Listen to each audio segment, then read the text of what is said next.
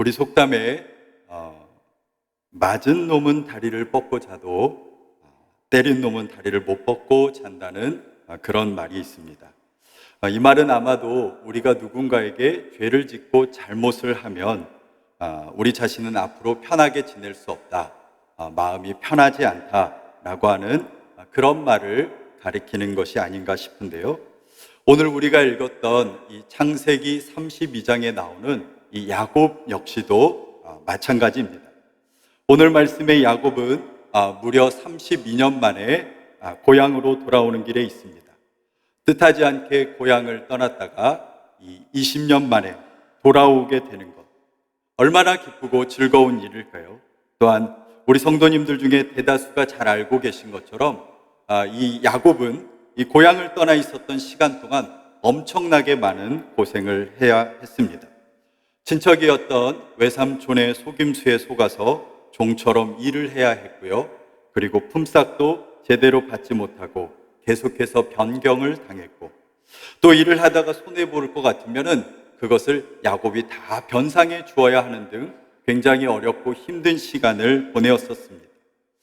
그러다가 그 천신만고 끝에 이곳 이제 고향으로 야곱이 돌아오고 있습니다. 또한 하나님께서 그런 야곱에게 복을 주셔서 야곱의 가축도 굉장히 많고 재물도 굉장히 많은, 재물도 상당하게 모아서 그는 지금 고향으로 돌아오는 가운데 있습니다. 누가 봐도 금이환영이라고 할 수가 있고 기쁘고 즐거워야 할 상황인데, 그런데 야곱의 심정은 지금 그렇지가 않습니다. 아니, 편하지 않은 게 아니라 무서워서 벌벌 떨고 있습니다. 왜 그는 지금 기뻐해야 할 상황에서 두려워 벌벌 떨고 있는 걸까요? 그것은 바로 과거에 자신이 형에게 지었던 여러 잘못 때문이지 않을까 싶은데요. 앞서 야곱은 고향을 떠나기 전에 아버지와 형에게 중대한 잘못을 저지른 것을 보게 됩니다. 교묘하게 형의 장자권을 탈취하게 되고, 또 간사하게 아버지를 속여서 형이 받을 그 맏아들의 복, 그 장자의 복도 다 가로챘습니다. 현대를 살아가는 우리들에게 뭘 장자권 좀, 그리고 뭐 장자가 받을 복 좀 못 받았다고 해서 그걸 뭐 이렇게 대수롭게 생각하나 라고 할 수도 있겠지만, 그러나 그 당시 상황에서는 그렇지 않았습니다. 그것을 어떻게 할 수 있느냐? 성경은 에서가 야곱에게 이 장자권을 빼앗기고 또 자신이 받을 복도 야곱이 가로채고 난 다음에 에서가 야곱을 두고 한 말을 기록하고 있는데, 창세기 27장 41절에 보니까 그가 이런 말을 합니다. 에서가 야곱을 미워하여 심중에 이르기를 아버지를 곡할 때가 가까웠은즉 내가 내 아우 야곱을 죽이리라 하였더니, 에서가 야곱을 미워하게 되었고 뿐만 아니라 그 마음속에 이르기를 이제 아버지가 곧 돌아가실 것 같은데, 돌아가시고 나면 내가 내 동생 이 아우 야곱을 가만히 두지 않겠다, 그를 죽이겠다라고 그렇게 마음먹을 정도로 굉장히 큰 잘못이었습니다. 또한 이러한 내막들을 잘 알고 있는 어머니 리브가 역시도 이 에서에게 가서 그냥 쿨하게 잊어버려, 그런 걸 갖고 그래 라고 말하는 것이 아니라 야곱에게 황급히 이곳을 떠나서 너의 목숨을 부지하라고 그렇게 이야기를 하는 것을 보면, 아마도 야곱이 에서에게 지었던 잘못은 굉장히 큰 잘못이었던 것 같습니다. 어찌되었든 야곱은 형에게 못된 짓을 한 다음에 먼 그 바단 아람이라고 하는 외삼촌의 집에 가서 20년 동안, 무려 20년 동안 고생을 하게 되었고, 이제 다시 고향으로 돌아오는 가운데 있습니다. 그리고 이곳에 오면서 그가 마음에 늘 걸렸던 형에게 사람을 보내 조심스럽게 안부 인사를 건넸습니다.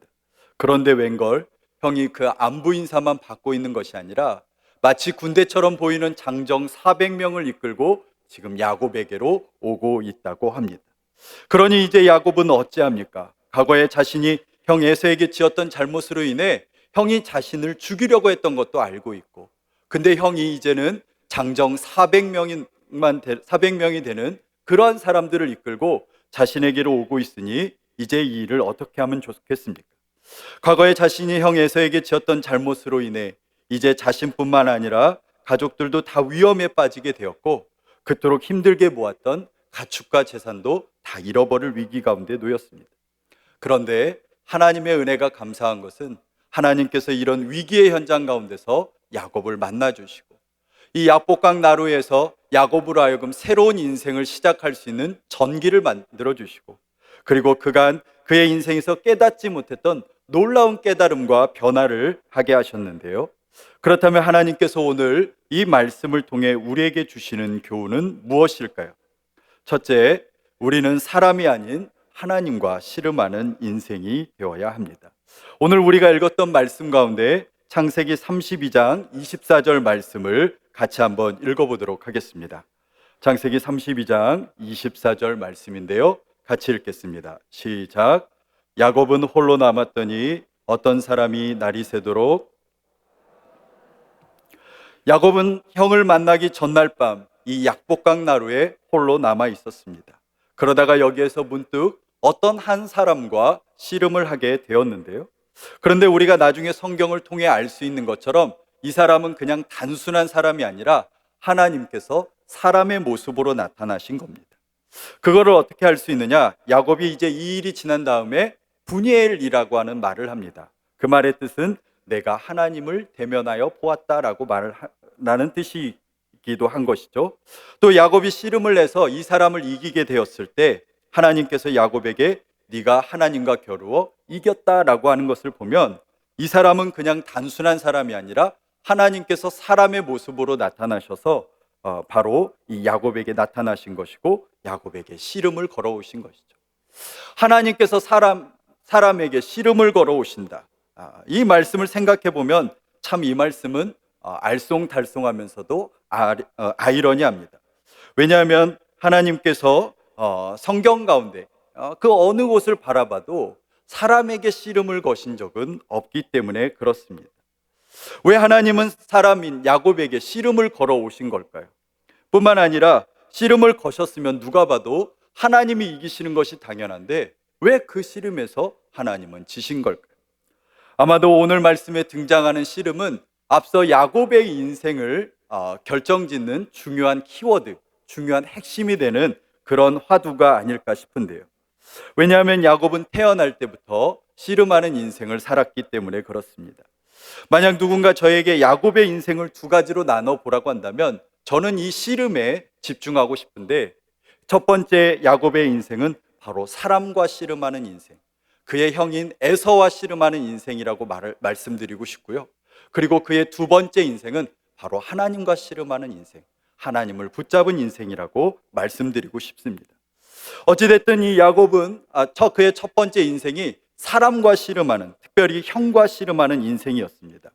야곱은 태어날 때부터 태어나기 전부터 어머니의 뱃속에 있을 때 쌍둥이 형 에서와 다투었다라고 말씀하고 있죠. 그리고 뱃속에서 나오면서 네가 먼저니 내가 먼저니 하면서 그렇게 씨름을 했더랬습니다. 그런데 그 씨름에서 야곱의 결과는 어떻습니까? 야곱은 그 씨름에서 지고 말았던 것이죠. 그래서 에서 다음으로 태어나 불과 얼마 안 되는 그 차이로 에서의 동생이 되고 말았습니다. 이렇게 되면 그 결과를 받아들일 법도 한데 이 야곱은 포기하지 않습니다. 시시탐탐 형의 그 권리와 형이 누리는 그 복을 쟁취하기 위해서 형을 이겨먹기 위해서 그렇게 안달이 난 모습으로 살아가게 되는 것이죠. 그러하기 위해서 형의 것을 빼앗을 기회를 시시탐탐 노리다가 결국에는 교활하고 간사한 방법을 써서 형의 장자권을 빼앗고 그리고 형이 받아야 되는 맏아들의 복도 빼앗습니다. 이렇게 하면 형의 모든 것을 빼앗을 것이라고 생각했기 때문에 그래서 형과의 씨름에서 어쩌면 이겼다고 생각할 수도 있고 그리고 이 싸움에서 자신이 승리했다라고 그렇게 생각할 수도 있었을 것 같습니다. 이렇게 야곱은 형을 이겨먹는 데 성공한 것 같은데 그런데 야곱에게 주어지는 결과를 한번 생각해 보시기 바랍니다. 야곱이 형과의 싸움에서 이긴 다음에 어떤 일들이 일어나게 되었습니까? 아까 우리가 앞서 살펴본 대로 형은 야곱을 향하여 이제 죽이겠다고 하면서 그 엄청난 복수심을 갈게 됩니다. 그리고 야곱은 그 형을 피해서 편안하게 지낼 수 있는 집이 아닌 멀리 바단 아람이라고 하는 그 나그네의 인생을 가게 되었고 조금 있다가 끝날 것 같은 그 나그네의 인생인 줄 알았는데 그게 금방 끝나는 게 아니라 무려 20년이라고 하는 세월이 흐르게 되었습니다. 뿐만 아니라 그곳에서 자신보다도 더 교활하고 간사한 외삼촌을 만나서 무려 20년 동안 종처럼 고생하고 살았습니다. 자신이 형을 이겨먹기 위해 속인 것은 2번이었지만 외삼촌 라반에게 속으면서 살아야 했던 세월은 20년이었습니다. 또 너무나 안타까운 것은 야곱이 이 고향으로 돌아오면서 과연 그 사랑하는 어머니를 다시 만났을까 하는 점인데요. 생각해 보시기 바랍니다. 야곱이 그렇게 오랜 세월 동안 고생하고 와서 지금 야곱에게 가장 만나고 싶은 사람은 누구이겠습니까? 바로 자신을 사랑하는 어머니, 자신을 위해서 지지해주고 자신이 잘 되기를 그렇게 바래서, 그래서 야곱이 저주를 받을 것 같으면 내가 저주를 받겠다라고 그 저주까지도 자청했던 그 어머니이지 않겠습니까? 그런데 이 성경 이후에 야곱의 삶을 아무리 봐도 야곱이 어머니를 만났다라는 말씀은 없습니다. 혹자의 어떤 성경학자들은 아마도 야곱이 이 어머니를 다시 만나지 못했다, 야곱이 돌아오기 전에 어머니가 돌아가신 것이 아닌가라고 그렇게 말하기도 합니다. 그 어머니가 잠시 동안 피해 있으라고 해서 피한 것뿐인데 결국 20년 동안 뜻하지 않게 떨어져 있게 되고 고생을 하게 되고, 뿐만 아니라 그 사랑하는 어머니와 다시 만나지 못했다고 한다면 야곱의 이 속임수의 대가가 자신에게 얼마나 큰 것인지 우리가 짐작할 수 있을 것입니다. 어찌되었든 간에 야곱은 형과 씨름하면서 어떻게든 그를 이겨먹기 위해 교활한 방법, 세상적인 방법, 정말로 형제지간에도 쓰면 안 되는 그런 교활하고 간사한 방법을 써서 형을 이겨먹는 데 성공했지만 돌아오는 것은 무엇입니까? 자신에게 엄청난 고생과 환난과 사랑했던 어머니를 제외하는 일들이 힘들어지는 등 정말로 많은 위기가 있었습니다. 그리고 뿐만 아니라 지금 다시 형을 만나야 되는 이 상황 가운데서 자신은 다시 한 번 더 큰 위기 가운데 빠지게 됩니다. 형이 군대처럼 보이는 장정 400명을 이끌고 오게 되는데 자칫 잘못하면 지금까지 자신이 모았던 모든 것들을 다 잃어버릴 위기 가운데 있습니다. 사랑하는 가족들을 잃고 뿐만 아니라 힘들게 모았던 가축과 재산도 다 잃어버릴, 그래서 야곱에게 남은 것, 사람과 씨름했던 야곱에게 남은 것은 바로 위기와 두려움, 고통과 환난뿐이었던 것인 것이죠. 그런데 이러한 때 하나님께서는 야곱에게 새로운 씨름을 걸기 시작합니다. 사실 이 대목은 정말로 의외의 대목인데요. 왜냐하면 제가 먼저 말씀드린 것처럼 성경에서 하나님은 그 어떤 경우에도 사람에게 씨름을 이렇게 물리적으로 싸우자고 이렇게 하신 적이 없기 때문에 그렇습니다. 또한 앞서 야곱이 여러 번 이 위기에 전에도 여러 번 기도를 했는데, 보통 이렇게 기도가 간절할 것 같으면 그래 하나님께서 내가 네 기도 들었다, 네 소원대로 너를 위기 가운데서 건져줄게 이렇게 말씀하실 법도 한데, 하나님께서 그렇게 하시는 것이 아니라 바로 야곱에게 씨름을 거신 겁니다. 그렇다면 하나님은 왜 야곱에게 씨름을 거셨을까요? 아마도 하나님께서 이렇게 하신 이유는 야곱에게 새로운 깨달음을 주시기 위해서, 그의 인생으로 하여금 새로운 출발, 새로운 전기를 마련해 주시기 위해서 그렇게 하신 것이 아닌가 싶은데요. 앞서 야곱의 인생이 사람과 씨름하는 인생, 그래서 형을 이겨먹기 위해 수단과 방법을 가리지 않았다가 결국에 위기와 환난과 고난을 자초하는 인생이었다라고 한다면, 하나님은 이제 야곱과 새로운 씨름을 하고자 하십니다. 그리고 네가 이제 붙잡아야 할 것은 형을 이겨먹기 위해서, 사람을 이겨먹기 위해서 힘을 쓰고 그렇게 안간힘을 다하는 것이 아니라 이제는 하나님을 붙잡아야 된다라고 그렇게 말씀해 주시는 것이죠. 아마도 하나님의 마음은 이런 것이 아닌지 모르겠습니다. 야곱아, 네가 하나님께서 선택하신, 그래서 하나님께서 늘 함께 하시는 이 가정과 가문에서 태어나면서 하나님이 함께 하시는데, 야곱아 너는 왜 이리 하나님의 방법이 아닌 인간적인 방법과 수단으로 살아가느냐. 그렇게 인간적인 방법으로 사람을 이겨먹으려고 하지 말고, 목표를 위해 수단과 방법을 가리려고 하지 말고, 목표만 이루려고 하지 말고 이제는 하나님을 붙잡는 인생이 되라. 하나님을 붙잡는 인생이 되라. 사람을 이겨먹으려고 하는 그런 인생이 아니라 이제 하나님을 붙잡는 인생이 되라고 하나님께서 그것을 가르쳐 주신 것이 아닐까요? 결국 오늘 말씀에서 우리가 다 읽지는 않았지만 야곱은 하나님과 씨름한 이후에 한때 자신을 죽이려고 했던 그 형과의 관계를 아주 원만하게 풀어가지 않습니까? 자신이 그렇게 안간힘을 써도 해결하지 못했던 것을 하나님을 붙잡고, 그리고 하나님께서 주시는 그 복을 받았더니 형이 장정 400명을 이끌고 왔는데 자신을 공격하기는커녕 자신을 지켜주겠다라고 그렇게 말을 하게 됩니다. 뿐만 아니라 자신의 고향 가운데로 안전하게 그렇게 돌아갈 수가 있었던 것이죠. 그렇습니다. 믿음의 사람이 사는 방법은 세상적인 방법을 가지고 교활하고 간사한 방법으로 사람들과 씨름하면서 교묘하게 이겨먹으라고 하는 방법이 아니라 전능하신 하나님을 붙잡는 것입니다.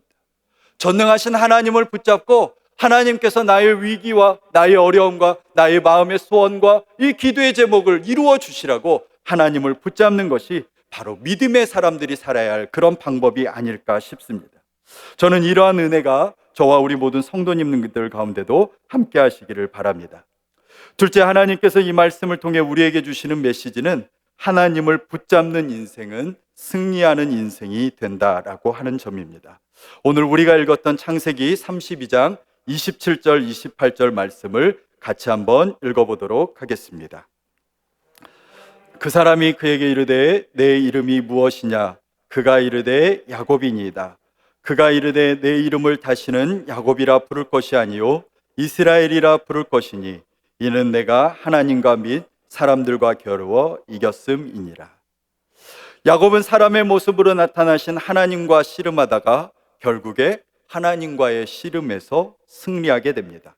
사람이 하나님과 씨름해서 하나님을 이긴 겁니다. 이 말씀 역시도 굉장히 아이러니한 말씀이죠. 제가 일전에 그 1박 2일이라고 하는 이 예능 프로그램을 좀 즐겨 봤었던 때가 있었는데, 아직도 기억에 남는 거는 그 1박 2일에 나오는 이 강호동 씨, 전직 천하장사였던 이 강호동 씨가 이 해병대 그 대표급이라고 하는 그 6명의 군인들과 연속으로 싸우면서 이기던 그 모습이었습니다. 해병대 6명의 사람들과 연속 씨름을 해서 이긴 것을 본 것입니다. 역시 천하장사는 천하장사더라고요. 여러분, 이렇게 강호동 씨도 사람과 씨름해서 쉽게 지지 않는데 어떻게 하나님이 사람과 씨름해서 진다는 말입니까? 더군다나 야곱은 오늘 말씀의 25절에 보니까 이 씨름하는 상황 전에 하나님께 한 대 맞아서 허벅지 관절이 위골되었다고 합니다. 그러니까 몸조차도 성하지 않은 그런 상황 가운데 있는 거예요. 그런데 어떻게 그런 야곱이 하나님과 씨름해서 이길 수가 있겠습니까? 그런데 놀랍게도 하나님은 사람과의 씨름에서 져주셨습니다. 우리가 이런 상황에서 특별히 주목해야 하는 것은 야곱이 이 씨름에서 이기기까지 그가 하나님 앞에 고백했던 그 간절한 그 소원의 제목이 아닐까 싶은데요. 우리 오늘 읽었던 26절 말씀도 같이 한번 읽어보도록 하겠습니다. 26절 말씀인데요. 시작. 그가 이르되 날이 세려하니 나로 가게 하라.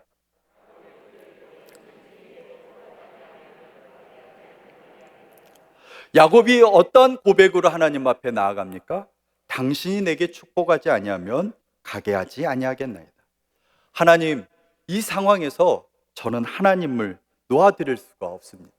하나님이 복 주시지 않으면, 하나님이 지금의 위기와 어려움과 환난에서 극복할 수 있도록 나를 구원하여 주시지 않으면 하나님을 놔드릴 수가 없습니다. 내 허벅지 관절이 위골되고 내 손이 닳는다고 하더라도 저는 이 상황에서 하나님을 놔드릴 수가 없습니다. 그러니 제발 하나님 저에게 복을 주십시오.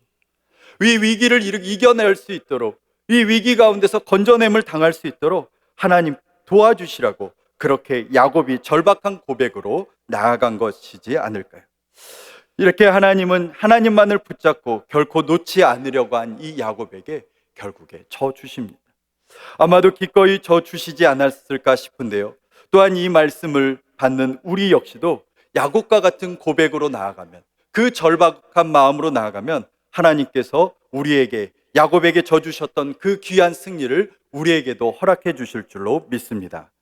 누가복음 18장 1절 이하의 말씀을 보니까 예수님께서 계속 하나님을 붙들라는 의미로 비유의 말씀을 하십니다. 그게 바로 불의한 재판장과 과부의 비유인데요. 주목할 점은 누가복음 18장 1절에 보니까 예수님께서 단도직입적으로 이렇게 말씀하시는데, 예수님께서 항상 기도하고 낭망치 말아야 될 것을 비유로 말씀하셨다라고 말씀하고 있습니다. 항상 기도하고 낭망치 말아야 된다.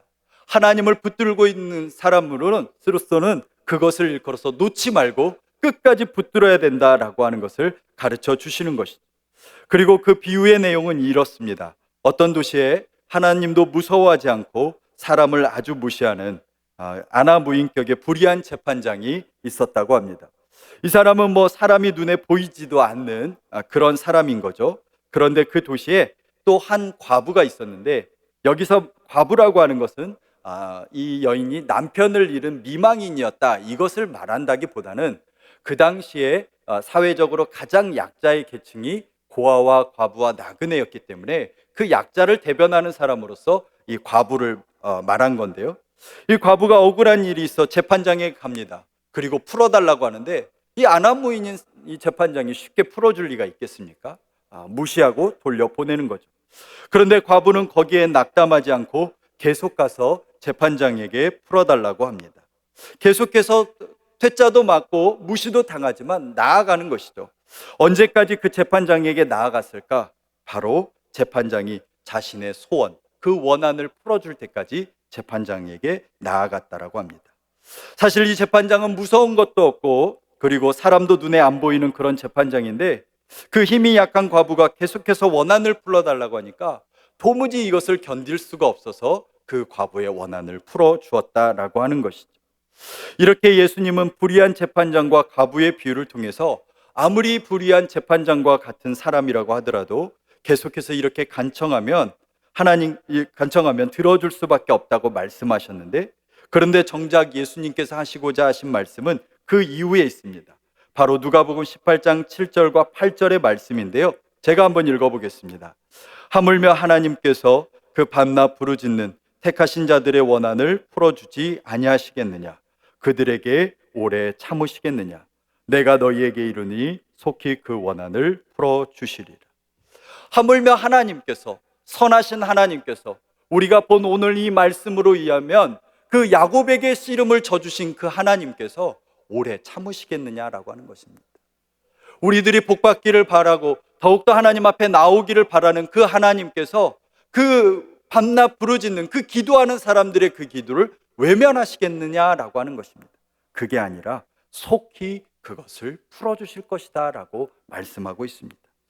그렇습니다. 하나님은 우리가 하나님이 아니면 안 된다고 하는 그 고백이 있을 때, 하나님만 붙잡으려고 하는 그 집념이 있을 때 우리의 형편을 돌봐주십니다. 오늘 우리가 읽은 이 야곱의 말씀으로 한다면 하나님은 우리에게 얼마든지 져 주실 준비가 되어 있습니다. 하나님은 야곱에게만 그렇게 은총을 베푸시는, 야곱으로 하여금 네가 하나님과 사람과 겨루어 싸워서 이겼다라고 말씀하시는 게 아니라 오늘과 같이 야곱처럼 하나님을 붙잡는 우리들에게도 네가 하나님과 겨루어 이겼다라고 말씀하시면서 우리에게 복을 주시려고 하는 것이죠. 오늘 이러한 말씀의 은혜가 저와 우리 모든 성도님들 가운데 가득하게 되기를 바랍니다. 오늘 말씀에 나오지 않았지만 바로 이제 그 다음 말씀에 보면 야곱은 이 일 이후에 인생의 새로운 전기를 마련합니다. 그가는 에서를 이기기 위해서, 에서와 싸움에서 승리하기 위해서 안간힘을 썼던 이 야곱이 에서를 향해서 공손하게 예의를 바칩니다. 보통 사람을 향하여서 3번 절을 해도 많이 절을 한다고 할 수가 있는데 그 야곱이 에서를 향해서 7번 절을 합니다. 뿐만 아니라 그 에서를 향해서 자신의 마음을 다해 공손하게 형님의 얼굴을 배우니 제가 하나님의 얼굴을 뵌 것 같습니다 라고 하면서 자신의 예의를 다하게 되는 것이죠. 그가는 어떻게든 에서를 이겨먹으려고 했으나 이제 야곱은 알게 되었을 것입니다. 에서를 이겨먹는 인생이 승리하는 인생이 아니라 하나님을 붙잡는 인생이 승리하는 인생이구나. 하나님을 붙잡아서 하나님께서 복을 주시는 그 인생이 승리하는 인생이구나. 내 방법과 내 수단대로 살아가서 어떻게든 목표를 이루는 인생이 승리하는 인생이 아니라 하나님의 방법대로 하나님 앞에 나아가서 하나님께서 복 주시는 그 인생이 승리하는 인생이구나. 야곱은 아마도 깨닫지 않았을까 싶습니다. 말씀을 맺으려고 합니다. 야곱이 형 에서와 씨름하며 그의 발꿈치를 잡았을 때 그는 사기꾼이라는 의미의 야곱이라는 이름이 되었습니다. 온갖 교활하고 간사한 방법으로 형을 이겨먹으려 했을 때 돌아오는 것은 자신을 향해서 가만두지 않으려고 하는 에서의 복수심이었고 뜻하지 않은 위기와 환란이었습니다. 그러나 야곱이 하나님을 붙잡고 하나님이 아니시면 안 된다고 할 때 그는 하나님과 및 사람들과 겨루어 싸워서 이긴 승리의 이름 이스라엘로 불리게 되었습니다. 바로 이런 야곱의 삶이 이스라엘의 삶으로 하나님을 붙들고 나아가는 저와 여러분들의 복된 삶이 되시기를 예수님의 이름으로 축복합니다. 같이 기도하도록 하겠습니다.